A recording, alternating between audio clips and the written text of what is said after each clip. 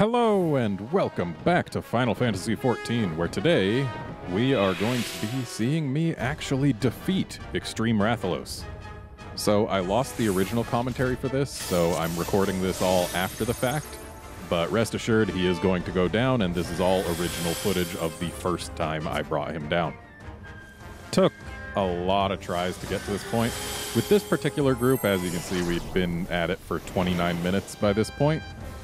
But I had actually also had like 6 groups prior to this, none of whom could beat it after about 30 minutes each, because 30 minutes is generally the point at which groups tend to disband if there doesn't seem to be a real shot at actually finishing. But yeah, we just gotta... We had to stick it out until we actually got a good group. The tank is actually one of the best parts of this group in that he actually knew how to use his cooldowns to mitigate the damage of the fireballs in Phase 2 so that people didn't have to stack if they were targeting him. And beyond that, it's just about we need to avoid damage is all. So yeah, we're running around, playing our songs, shooting the Rathalos, because really, what else are we supposed to do? Though pretty soon here, the animals are going to show up.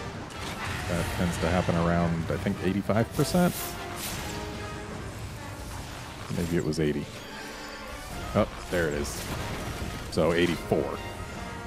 So animals are here, so we're going to have to deal with those, because if you leave them alone, while they will attack Rathalos for a little bit, eventually the healer will cast heals and the animals will aggro to said healer, which isn't exactly good for the party.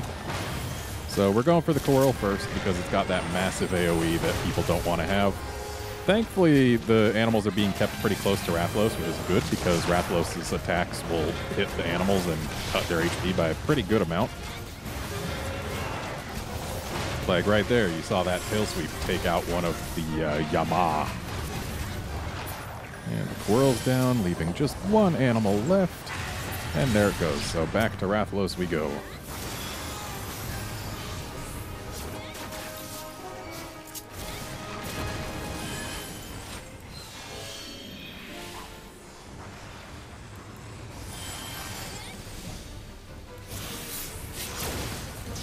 So at this point, I tend to save my actual big damage cooldowns, because for the phase transition, we're going to need all the damage we can get.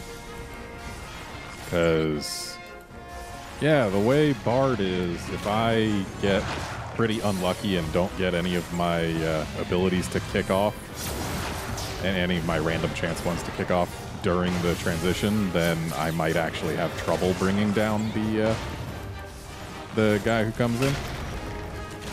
But here comes the transition. I was waiting to use this because it adds crit to things that are close to me.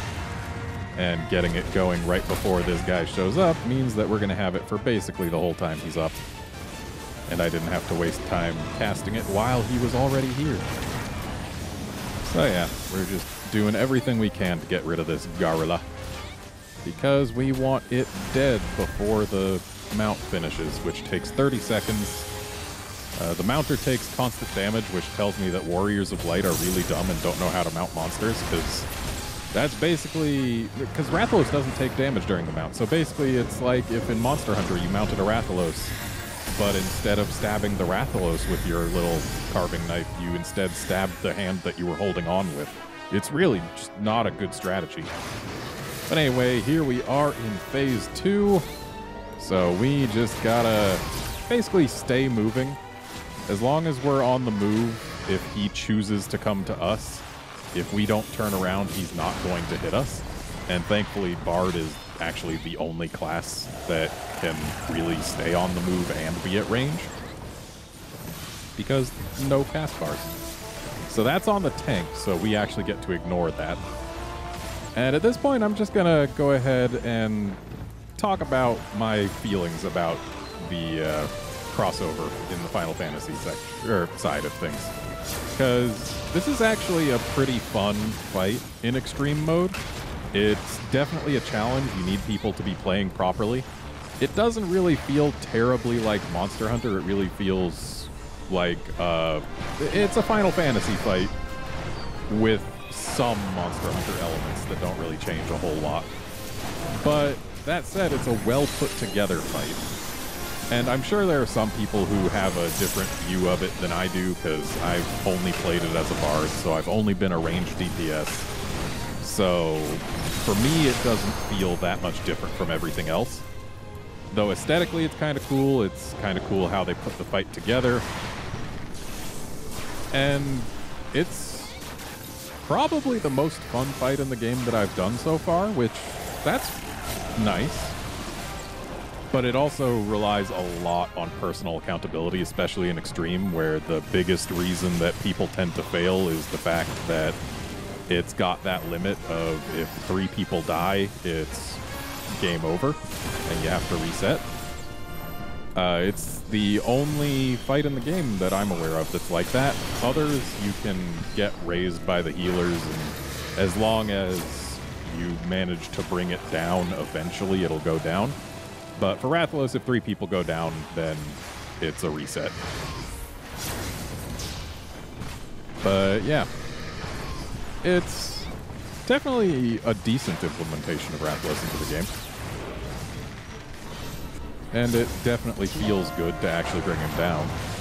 And then when he falls, you get to do a lot of damage right there, whereas when he's flying, you do like 10% normal damage. It's a thing. Yeah. I'm not sure the way they handled the second phase is the best. Because, like, when he's flying, yeah, you do 10% of your normal damage.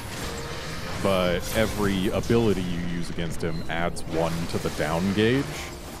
So it's all about not using your strongest stuff, just using stuff. Which, yeah, I feel like there's better ways they could have handled that, maybe. And also, the whole only Mega Potions to heal in Phase 2 thing, it's a way to make it kind of more Monster Hunter-y, but it's also a way to make the healers the biggest liability in Phase 2. Because I'm pretty sure like all the healer classes actually have to sit still in order to do damage, and since they can't heal, damage and getting rid of the burns from the fireballs are basically all they can do. And if you're standing still to do damage to Rathalos, then you are very vulnerable in Phase 2, where most of his moves are pretty close to one-shots and also can either stun you or poison you or both, which makes it very likely that if you take a hit, you could end up dead. But hey, he just took hits and ended up dead.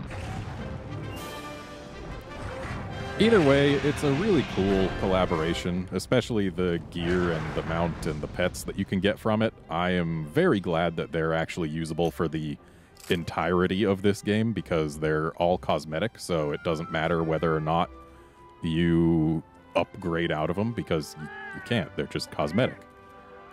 So yeah, it's about as good of an implementation as I could have asked for. I am a little upset that the way they handle getting the stuff is you get Rathalos scale pluses from the tail only, and only 1 per kill.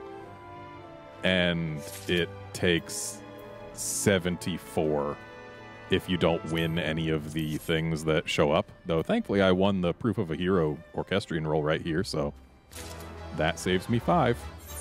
And we're going to go ahead and commend the tank because he did good. Anyway, that's Extreme Rathalos. Join us next time when we actually go back to Monster Hunter World. See you then, friends.